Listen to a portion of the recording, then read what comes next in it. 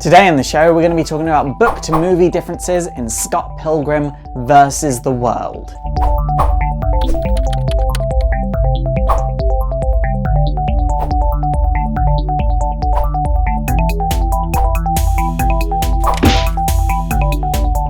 Scott Pilgrim vs. the World is my favourite comic book movie adaptation to date. And I know one of you is about to type, well, what about such and such a movie?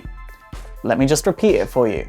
Scott Pilgrim vs. the World is my favourite comic book movie to date. I didn't stutter, I meant what I said. On the other hand, I do really enjoy the Scott Pilgrim series of comics. I think they're so much fun. They are some of my favourite indie comics to read.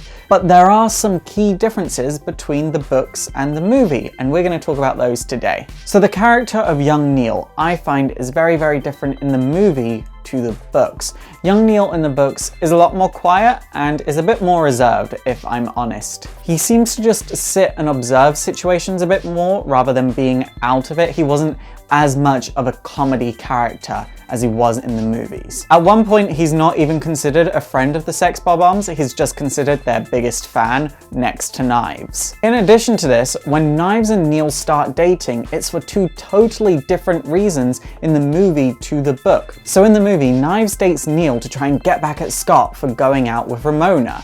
But in the books, it's actually just because Neil looks like a slightly younger version of Scott, so she could still have Scott, just from Neil. Continuing with the point of Knives and Neil, when the two of them first meet, in the movie, Knives says to him, "Oh, what do you play?" And then Neil starts listing video games that he likes. What do you play? Wow, Zelda, Tetris.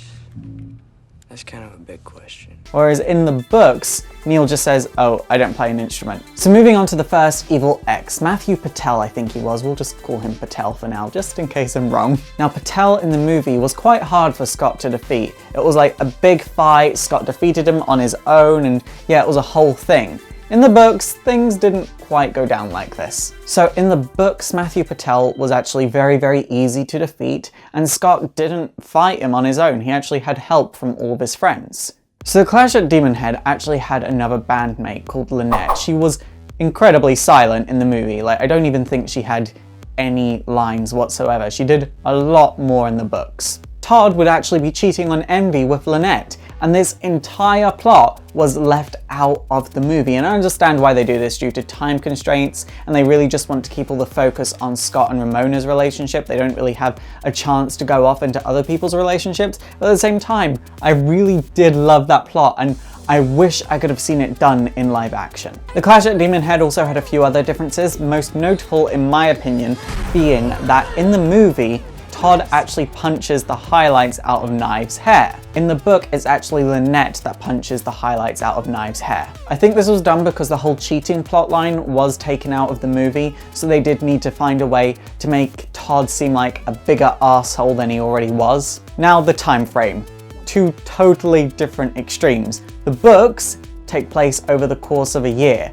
The movie takes place over the course of a few weeks. Again, this was done due to time, but I do wish they could have maybe added in another month or two, but I know they probably didn't have time to do that, and it wouldn't have been written well if they did do it. So I've accepted things are the way they are, and I do love this movie, don't get me wrong. Part of me does wish that this had been a TV show instead of a movie, but I know we wouldn't have got the cast we got if it was a TV show, and I genuinely think that the cast we got was just perfect for this movie, and no other cast could have done it better. This movie was a total flop in the box office, but you, yes you, as a comic book fan, need to go out and buy this movie on iTunes or Amazon. However you can get a hold of this movie, you need to go and watch it. The way that this was done, the way it totally embraced that it was a comic, the way it literally looked like a moving live action comic at times, I wish we would have just one superhero movie like that. Just one. Maybe the X-Men. The X-Men would be perfect for that. Okay guys, that is it for today. So what do you think of Scott Pilgrim? Please leave in the comments down below. And also don't forget to thumbs up and subscribe if you want to see more history videos. And also don't forget to like me on Facebook, follow me on Twitter, support the show by checking out my Patreon if you want to see bigger and better and more history videos. And also don't forget to subscribe to my vlogging channel if you'd like to start your day with me every single day. My name is Faust, this has been Exploring Comics, and it is super effective.